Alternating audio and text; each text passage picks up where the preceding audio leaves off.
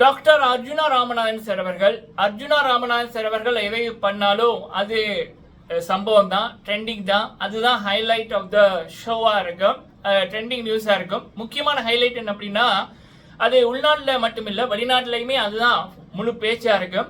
So கனடாவில் Arjuna Ramanathan sir அவர்களுடைய பேச்சுக்கு முழு தமிழ் மக்களுமே அர்ஜுனா ராமநாதன் சார் பக்கம் இருக்காங்க.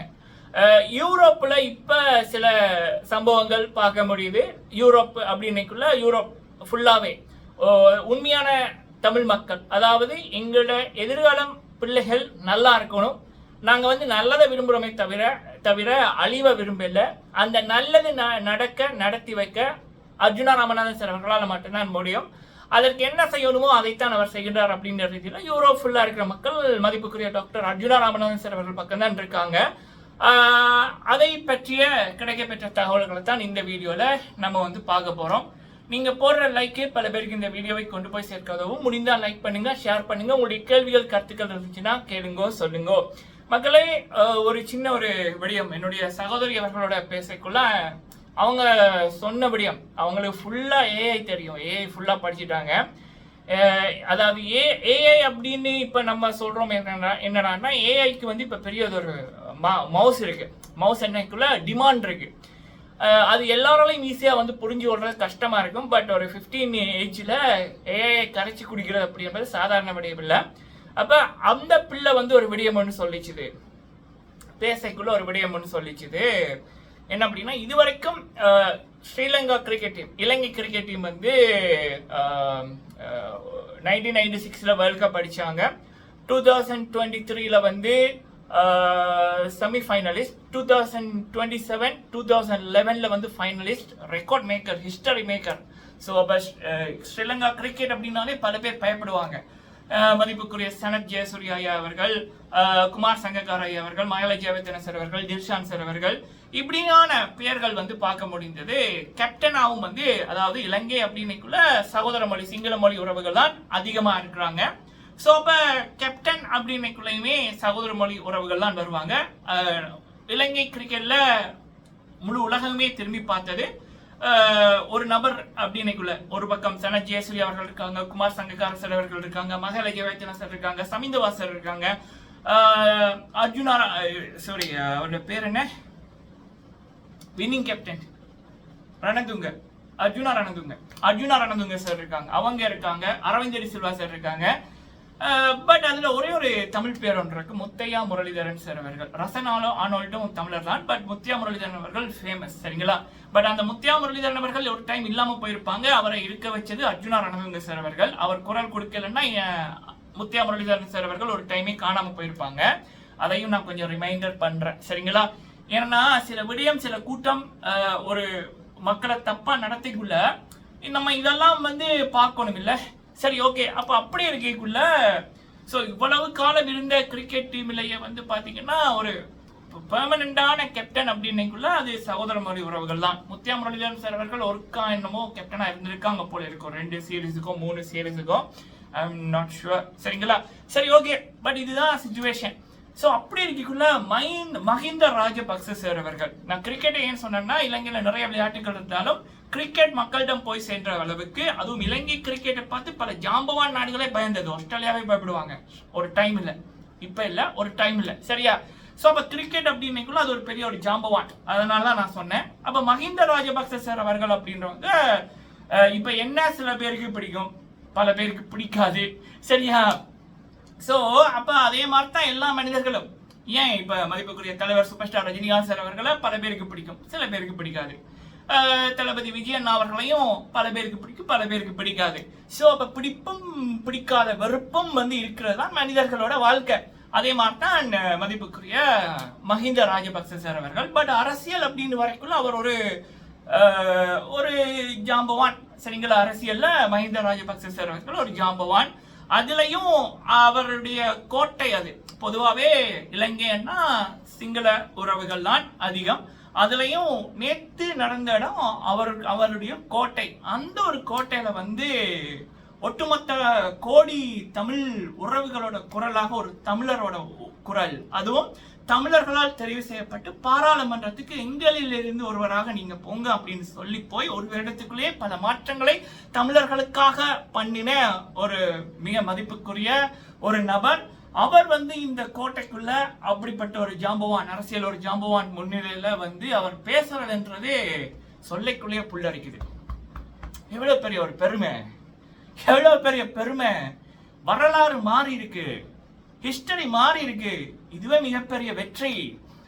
அப்ப ஒரு தமிழர்களால தெரிவு செய்யப்பட்ட ஒரு தமிழர்களோட பல கோடி பேரோட குரலாக அங்க ஒரு ஜாம்பவானுக்கு முன்னிலையில இங்க இப்படி நின்று பேசுறதுன்றது கண்டிப்பா சொல்லைக்குள்ளே புல்லரிக்குது. அர்ஜுனா ராமதாஸ் அவர்களை பற்றி பேச வலிக்கிட்டா நான் இத்தனை வீடியோ போட்டிருக்கேன்ல, எந்த அரசியல்வாதியை பத்தியும் இப்படி பேச முடியாது.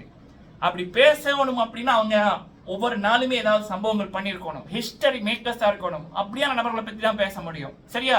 சோ அப்ப அர்ஜுனா ராமதாஸ் அவர்கள் பண்ற ஒவ்வொரு விடயங்களுமே அது வரலாறு. அப்ப அந்த வரலாறு நடக்கிற டைம்ல நம்மளும் அந்த ஜெனரேஷன்ல இருக்கோம்ன்றது நம்ம பண்ண ஒரு பாக்கியம். நான் அப்படி பாக்குறேன். அதுலயும் அந்த விடயத்தை நான் பேசுறேன், அதை பார்க்கவும் ஒரு 1000 பேர் இருக்காங்க அப்படின்னுக்குள்ள எனக்கு இது மிகப்பெரிய ஒரு ப்ரௌட் மொமெண்ட். சரிங்களா? அப்ப அதுல அர்ஜுனா ராமதாஸ் அவர்கள் பண்ணது மிகப்பெரிய ஒரு ப்ரௌட் மொமெண்ட். சரியா? இது வரைக்கும் யாரும் பண்ணல, இனிமேல் பண்ணுவாங்களான்னு தெரியாது. அதுக்கு நிறைய விடயங்கள் வேணும். மக்கள்கிட்ட யாருமே இப்படி வெளிப்படையா இருக்க மாட்டாங்க. மக்களுக்கு சில விடயங்களை சொன்னா புரியாது. அதுவும் இந்த டைம்ல இப்படி ஒரு விடயம் பண்றதுக்கு ஒரு கெத்து வேணும், முதுகெலும்பு வேணும். அது அர்ஜுனா ராமதாஸ் அவர்கள்ட்ட அந்த படங்கள்ல பாக்குற ஹீரோ நிஜத்துல நாங்க பாக்குறோம். அப்படின்றது பாக்கிக்குள்ள எனக்கு மட்டும் இல்லை, என் கூட இந்த விடயங்களை கேட்கக்குள்ள ஒரு லைவ் கான்வர்சேஷன்லயே ஒரு 50 பேருக்கு கிட்ட, ஐ மீன் ஒரு 8 முதல் 10 பேர், அதுக்கு 10 பேர், அதுக்கப்புறம் போராட்டங்களெல்லாம் இது பெருமைப்படுறோம், நாங்க பெருமைப்படுறோம், அர்ஜுனா சார் பண்ணதை நினைச்சு பெருமை பண்றோம் அப்படின்னு சொன்னவங்க தான் இது. ஏன்னா இது ஒரு வரலாறு, இதற்கு முதல் இப்படி நடக்கல, அதை நடத்தி வச்சிருக்காரு. இது பல பேருக்கு புரியாது, பல பேருக்கு புரியும். புரியாதவங்க தேவையில்லை, மாறினா நல்லா இருக்கும். பட் இதுதான் மக்களோட மனநிலை. Hats off the great Arjuna sir அப்படி என்பதான் தமிழ் மக்கள் சொல்றாங்க. சரிங்களா? இது ஒண்ணு. இன்னொன்னு அர்ஜுனா ராமதாஸ் அவர்கள் தூர நோக்கு பார்வையுடையவங்க. அடுத்தது அவங்க மக்கள் சேஃப்டியா இருக்கணும், நல்லா இருக்கணும் அப்படி என்பதுதான். அவரை நேசிக்கிற சகோதர மொழியை சேர்ந்த உறவுகளும் எக்கச்சக்கம், தமிழ் மொழி உறவுகளும் எக்கச்சக்கம். அவரும் அப்படித்தான். சோ அப்ப அவர் பண்றது எல்லாமே நல்லதுக்கு தான். முக்கியமா ஒரு தாய் தந்தை தன்னோட பிள்ளை அழிஞ்சு போகணும், கஷ்டப்படணும்னு நினைக்க மாட்டாங்க. அதுக்கு பதிலாக தாய் தந்தை தன்னோட பிள்ளைக்கு எது நன்மையை தரும், எது சேஃப்டியை தரும், அதைத்தான் பண்ணுவாங்க.